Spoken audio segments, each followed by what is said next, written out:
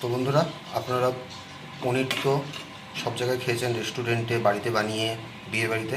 আজকে আমি নিয়ে চলে এসেছি সেরকমই একটা পনিরের রেসিপি, যেটা কিন্তু খেতে একদম খুবই সুন্দর হয় আর এটা বানানো খুব সহজ। তো আজকে এই ভিডিওটা আমরা পনিরের উপরেই রাখতেছি। তো চলুন আজকে ভিডিও শুরু করা যাক। বাই দ্য ওয়ে, আমি সুভাশিস, আপনারা দেখতেছেন ভারতীয় রান্নাঘর চ্যানেল। তো বন্ধুরা, পনিরের যে রেসিপিটা আজকে বানাচ্ছি তার জন্য ওভেনে কিন্তু কড়াই বসিয়ে দিয়েছি আর এখন দিয়ে নিচ্ছি সাদা তেল। আর তেলটা গরম হলে আমি কিন্তু পনিরগুলো এতে ভেজে নিব। আর তেল কিন্তু গরম হয়ে গেছে আর এখন পনিরগুলোর মধ্যে দিয়ে নেব।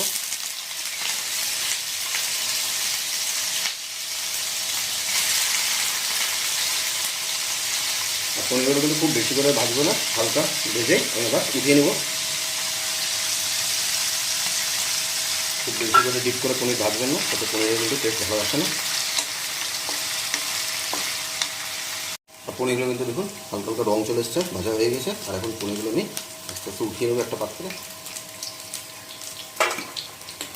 আর এখানে আমি কিন্তু ছোটো ছোটো কিউব বানিয়েছি পনিরের, আপনারা চাইলে বড় কিউবেও করতে পারেন রান্নাটা।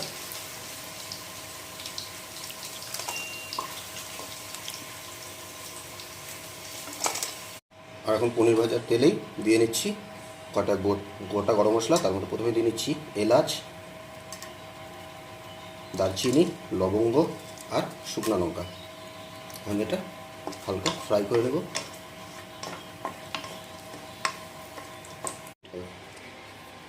আর গরম মশলা থেকে কিন্তু সুন্দর একটা গন্ধ বেরিয়ে গেছে। আর এখন এর মধ্যে দিয়ে নিচ্ছি পেঁয়াজ।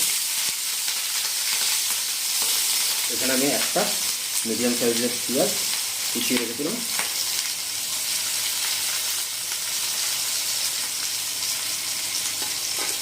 আর পেঁয়াজটা কিন্তু একটু ধৈর্য সহকারে খুব ভালোভাবে ভেজে নেবেন। আর পেঁয়াজটা ভাজা হচ্ছে আর তার সাথে আমি এদিকে একটা পেস্ট বানিয়ে নেবো। তার জন্য প্রথমে দিয়ে নিচ্ছি চালমগজ, আর দিয়ে নেব কাজু। কাজু এখানে আমি 8-9 থেকে 10টা ইউজ করতেছি।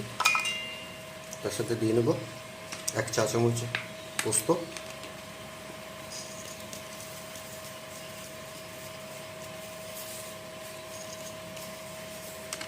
আর সাথে 2টা কাঁচা লঙ্কা। এখন এটা খুব ভালো করে আমি জল দিয়ে পেস্ট করে নেব। পেঁয়াজ কিন্তু খুব ভালো করে ভাজা হয়ে গেছে, দেখুন ব্রাউন কালার হয়ে গেছে। আর এখন এর মধ্যে দিয়ে নেব আদা রসুনের বাটা। আর আদা রসুনটা ততক্ষণই আমার ভেজে নিতে হবে যতক্ষণ না কাঁচা গন্ধটা চলে যায়। তো আদা রসুন কাঁচা গন্ধটা চলে গেছে। আর এখন যে পেস্টটা আমরা বানালাম একটু আগে, সেটা এখন দিয়ে নেব। আর এই সময় গ্যাসের ফ্লেমটা একদম লো করে দেবেন, নাহলে কাজুটা কিন্তু নিচে কড়াই লেগে যাওয়ার একটা সম্ভাবনা থাকবে।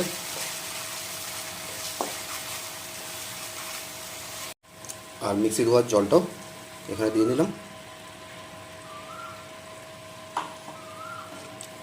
এটা ভালো করে 3-4 মিনিট ধরে আমরা কষিয়ে নেব। তো আমাদের 2-3 মিনিট কিন্তু কষানো হয়ে গেছে ভালো করে। আর এখন এর মধ্যে দিয়ে নেব কিছু গুঁড়া মশলা। প্রথমে দিয়ে নিচ্ছি হলুদের গুঁড়ো, তারপর দিয়ে নেব ধনের গুঁড়ো, সামান্য পরিমাণে জিরার গুঁড়ো, আর দিয়ে নেব কাশ্মীরি লাল লঙ্কা। এটা কিন্তু বন্ধুরা ঝালের জন্য নয়, শুধু কালারের জন্য। আর এখন মশলাটা ভালো করে কষিয়ে নিতে হবে আমাদের, যতক্ষণ না তেলটা ছেড়ে দেয়। মশলা থেকে কিন্তু দেখুন তেল ছেড়ে দিয়েছে। আর এখন দিয়ে নেব পরিমাণ মতো জল। খুব বেশি আমি জল দেবো না, কারণ আমি এটা সেমি গ্রেভি করবো।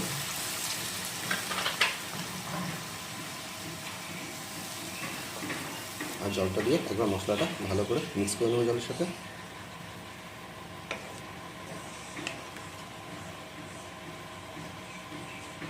মিক্স হয়ে গেলে আমি ফোটার জন্য রেখে দেবো এটা 2 থেকে 3 মিনিট। আমাদের গ্রেভিটা কিন্তু ফুটে উঠেছে। আর এখন দিয়ে নেব স্বাদ মতো লবণ। তার সাথে দিয়ে নেব ভেজে রাখা পনিরগুলো।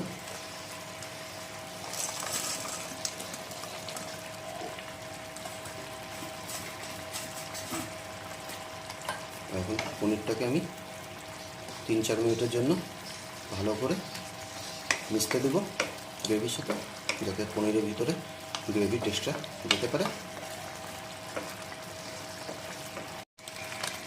তো আমাদের পনিরের এই রেসিপিটা কিন্তু একদম সম্পূর্ণ হয়ে গেছে। শেষ করার আগে আমি উপর থেকে দিয়ে নেব কস্তুরি মেথি পাতা। আর এটা কিন্তু বাজারে ইজিলি অ্যাভেলেবেল।